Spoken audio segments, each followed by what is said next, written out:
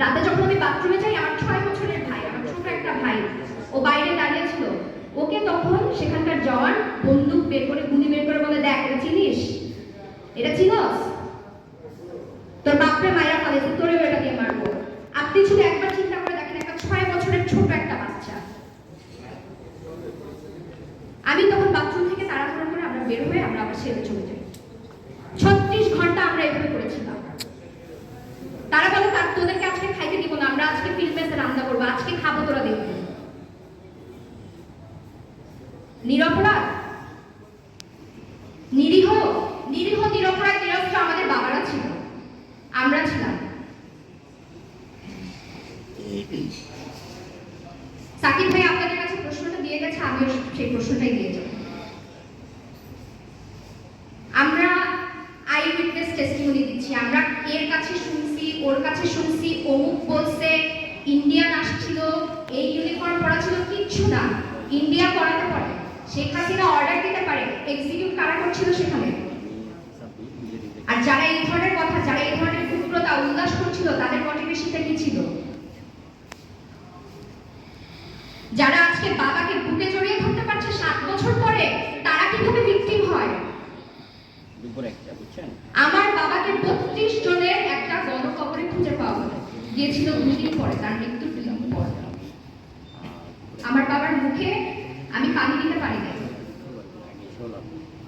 আমার বাবা একটা গোসল পানিতে মৃত্যু করে। এখন আমার শুনতে হয় যে আমার চাইতে আরো অনেক কষ্ট আছে যারা এখন তাদের বাবাদেরকে ফুল দিয়ে বরণ করে নিচ্ছে, তারা এখন ভিকটিম। কারণ আমি ক্যামেরার সামনে এসে চিৎকার করতে পারছি না, আমি আবেগ বিক্রি করে ব্যবসা করতে পারছি না, তাই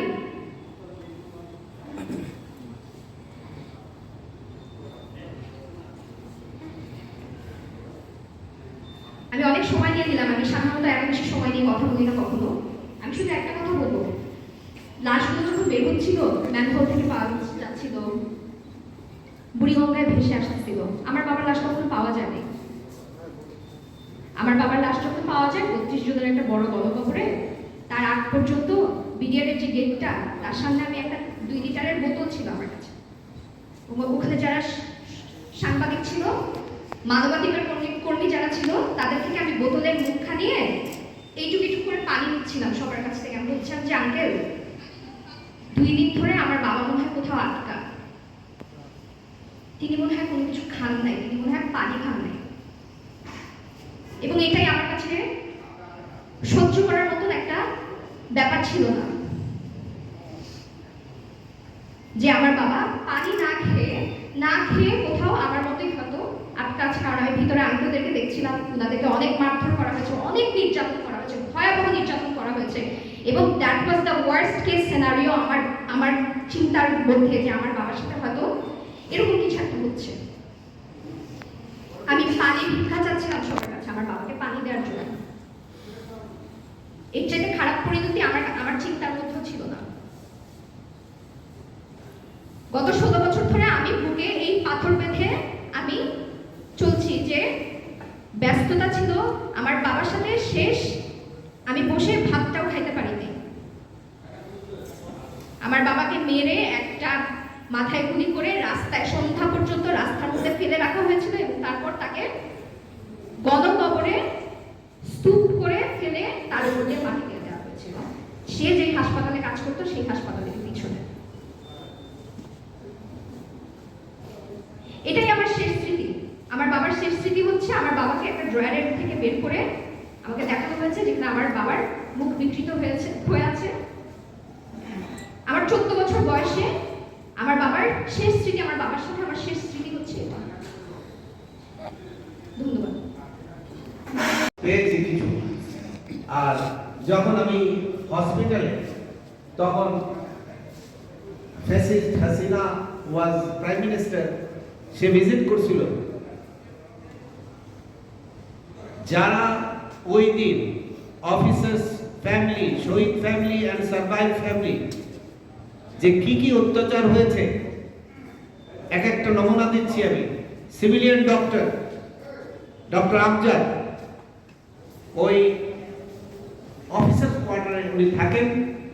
যখন ওরা অ্যাটাক করেছে, বাসায় দরজা খুলে নেই, দরজা খুলে তার অ্যাবডোমেনে গুলি করা হয়েছে। নিরপরাধ, আপনাদের ভাষায় যদি যারা বলেন নিরপরাধ, একজন তাও আমাদের ইউনিফর্মের না, একজন সিভিলিয়ান ডক্টর, এবং তার কি জটিল সার্জারি হয়েছে এবং এখনো তিনি এটা রিমোট কতগুলো কমপ্লিকেশন হচ্ছে ওনার। একজন সিভিল ডক্টর, অন্যদের ইয়ে কি জানি স্বজন হারানো, দেখা বিপত্তি, এনিওয়ে সেখানে অনেক কিছু হয়। তারপর এই কমি যখন ওদের বাসায় গেলাম আমি, ওকে তো ইউনিফর্ম দেখলি সে অন্যরকম হয়ে যেত। এখানে একটা কথা বলে যায় বিফোর আই মিস, অনেকে বলেছে যে ইউনিফর্ম চেঞ্জ করা হয়েছে। অ্যাকচুয়ালি আমরা যারা বেঁচেছিলাম আমরা ওই ইউনিফর্ম পরতে চাইনি, আমরা আর্মির ইউনিফর্ম পরেছিলাম। তারপর যে নতুন ইউনিফর্ম আমরা যারা বেঁচে আছেন সেই অবস্থাটা বলতে পারবে, আমরা কিন্তু বলেছিলাম যে আর্মি কমব্যাটের মতো সবুজ একটা ইউনিফর্ম চুজ করছিলাম। যে ইউনিফর্মটা এখন দেখছেন এটা মইনুল সাহেব এসে বললেন যে এটা তারেক সিদ্দিকী ওনাকে বলছে যে এটা হাসিনা ঠিক করেছে, এটাই করতে হবে। এই হলো ইউনিফর্মের ইতিহাস। এখন আমি আপনার যে কথাটা প্রাসঙ্গিক কথা, যেখানে আপনারা বা অনেকে বলছে যে এরা নিরপরাধ, এখন আমি ইনভেস্টিগেশন আফটার দি কার্নেজের পর যেগুলো ইউনিট পিলখানে ছিল, প্রত্যেক ইউনিটে একটি কোর্ট অফ ইনকোয়ারি বোর্ড হয়। ওই ইউনিটের অফিসার দ্বারা অধিনায়কের তত্ত্বাবধানে যারা ওই ইউনিটে যারা অপরাধ করেছে এভিডেন্স এবং উইটনেসের মাধ্যমে ওগুলোকে অ্যাকিউজ করা এবং রেকমেন্ড করা, এটা সব ইউনিটি সকাল বিকাল। এখন আমি বাধাগ্রস্ত করেছে কারা, এই যে এই ইনভেস্টিগেশন ওগুলো বলছি। সকাল বিকাল মনির সাহেব, জেনারেল মনির সাহেবের ব্রিফিং হতো। আমি শর্ট করার জন্য খুব তাড়াতাড়ি বলে যাচ্ছি।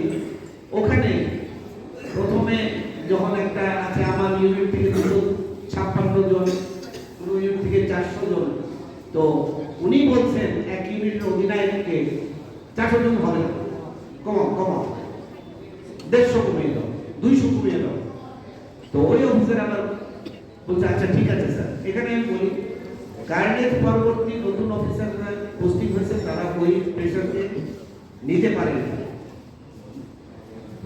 ওই কমানো হলো, আমাকে বলা হলো আমি কমাইনি, কিন্তু বলছে যে তুমি যে অপরাধে যাদের রেখেছো এটা তো অন্য ইউনিটের তুলনায় কিছুই না।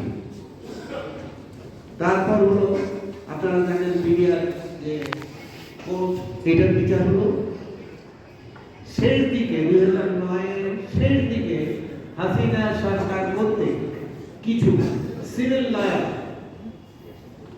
দেওয়া হলো, হেডকোয়ার্টার অ্যাটাচ করা হলো। কেন? টু অ্যাসিস্ট, মানে আমাদের যারা ইউনিটের যারা ইনকোয়ারি করেছি এটাকে অ্যাসিস্ট করার জন্য ওইখানে আসামি যাদের করা হবে ওই যে সিভিল কোর্ট যেটা আলিয়া মাদ্রাসার ওখানে।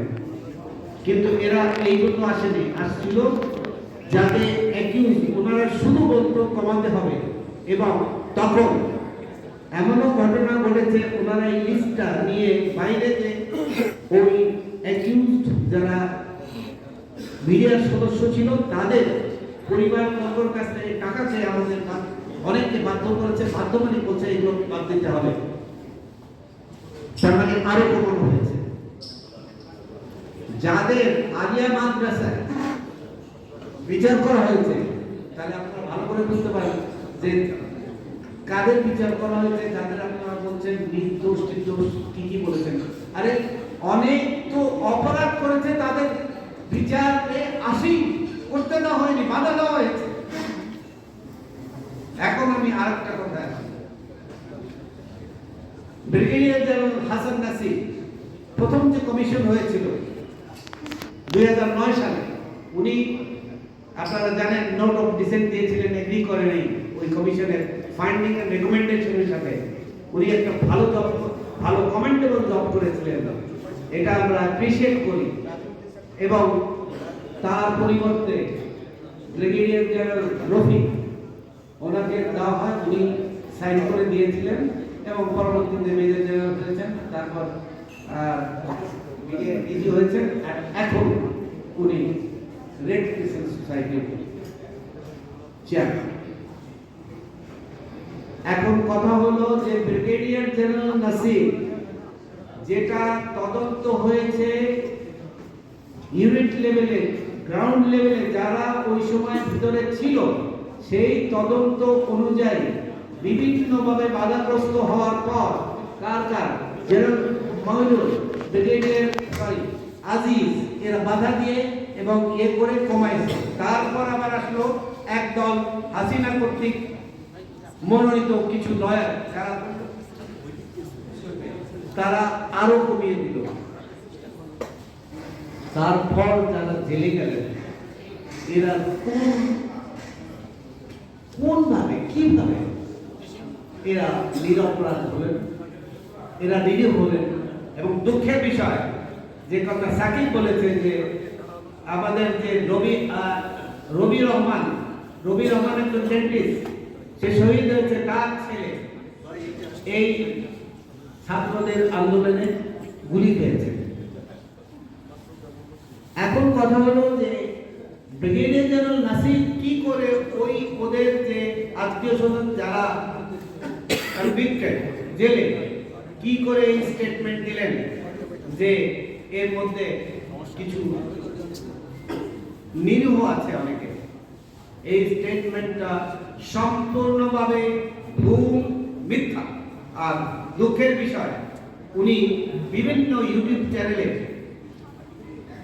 এই একই ধরনের স্টেটমেন্ট দিচ্ছেন।